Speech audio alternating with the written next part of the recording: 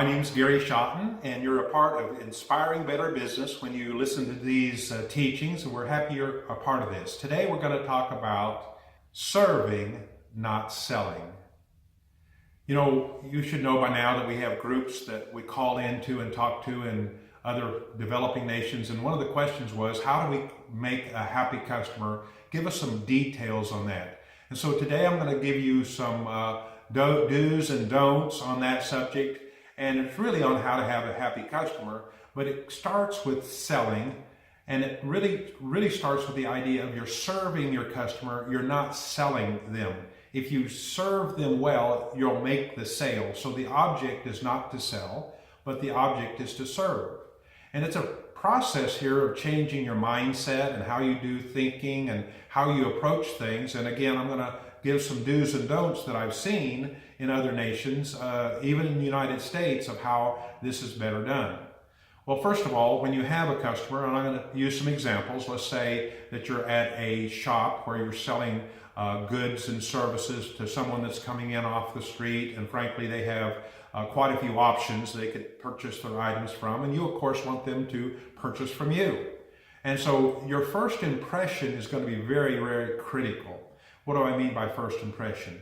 When someone comes through the doors, a lot of times they'll have a little buzzer or a little beep, or you make sure you know when a new person comes to your business, enters past the gate, enters the door. And at that point, the quicker and the faster you can acknowledge them being there, the better. You can say certain things like, good to have you today, happy to have you, I'll be with you in a minute if you're with another customer, here to serve you, just anything in an extremely but not ridiculous happy voice. It's not like, well, glad no, hey, glad you're here today, we'll be with you in a minute. Some of the companies in the United States, they have different slogans, and when you first walk up to the countertop, they'll give a slogan like, what's your pleasure? Well, that's a different way than saying, how can I serve you? So they're here to serve the customer, not to make the sale, but to serve the customer. So eye contact is real important. If it's appropriate, a handshake or some kind of acknowledgement that's customary to your area. Again, not ridiculous, but for sure your voice, for sure the eye contact, for sure the acknowledgement that they're there. Nobody wants to walk in when you're wanting to find somebody and nobody even knows you're there.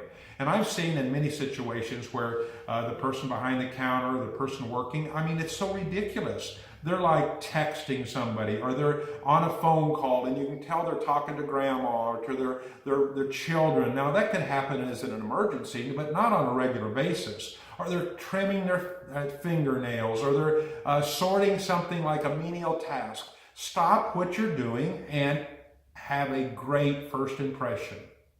Number two, you want to show respect for the customer. Now, you're serving the customer, but show respect. And of course, when you first acknowledge them, that's respect. But on down the line, you want to respect and find out what they've come into the store for you. How could I help you today? Looking for anything special today? What could I help you with? Just different phrases that would say, I'm listening to you and what you want, not what I have for sale. They walk into a grocery store, so what? You have eggs on sale. They didn't ask about eggs. Or in certain situations where maybe you're in an electronics store, and I know I'm talking about retail service here, but you might have a special, but let that be known by their reading that or seeing it. Use your voice and your time with them to be respectful of them. You should be analyzing right away. You can tell by the person whether they're more or less in a hurry or whether they got all day. If they've got all day, and let's say it's a dress shop, and they might say, hey, I'm just looking around. Well, they came in really for some reason. They just didn't come in because they're looking around. They're probably interested in buying some form of garment. So just point out maybe in general, hey, our slacks are over here, our sweaters are over here. You might want to look, be helpful, but ask what they are in for and respect their time. If you notice they're in a real hurry, then you want to hang right with them. You want to be there, Johnny. We call Johnny on the spot. We want to be right there, helping him through this process as quickly as possible. And you can tell whether they even tell you or not by their approach to things, by the way they're handling themselves, whether they're in a bit of a hurry. And if they're not, if they're laid back and relaxed, you might want to back off.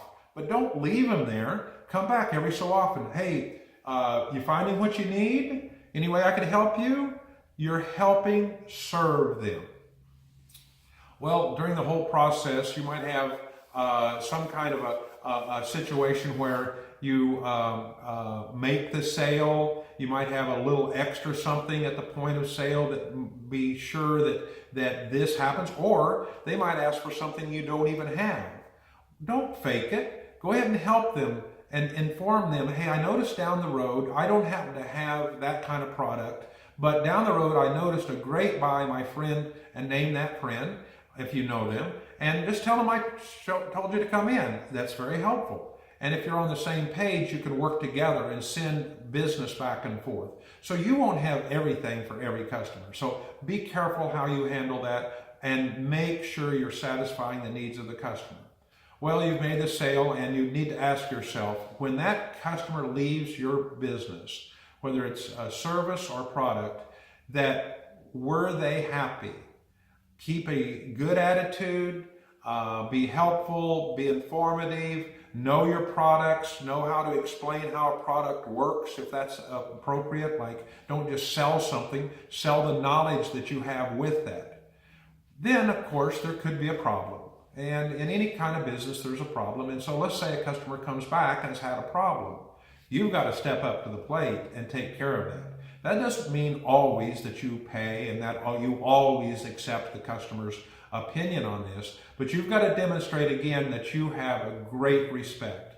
And if they come back with a problem, you must deal with it. You must do everything within your power to be reasonably complete and even a little overboard. Even if you're not sure it was damaged when they took it, you might want to take it back in and give them a replacement. You'll have to decide. And then there's just the general old follow-up. I got to tell you a story that recently had a minor operation, and I went to the hospital. I was just in the hospital 2 hours, and I'm home. But you know who called me the next day? Not the nurse, not the technician. The doctor himself called me and said, Gary, just want to check with you. Is everything fine? Anything? Are you kidding me? The doctor himself called me. He didn't delegate that. That was customer service for both the doctor and for that hospital. By the way, I went to that particular doctor because someone else was very, very happy with the service they got, and I told him, and that's exactly why I was there, because I was referred to them by a happy customer. Well, ask yourself, are you serving the customer? Now discuss that amongst your peer group. Discuss that amongst your group there and determine how to help each other. After teaching this, we had a good report. One of the gentlemen inside the group, on their own, was selling and described later on that he was selling shoes. And amongst the group, they decided, you know what, I could do just a little bit extra. And they decided to add just one little thing.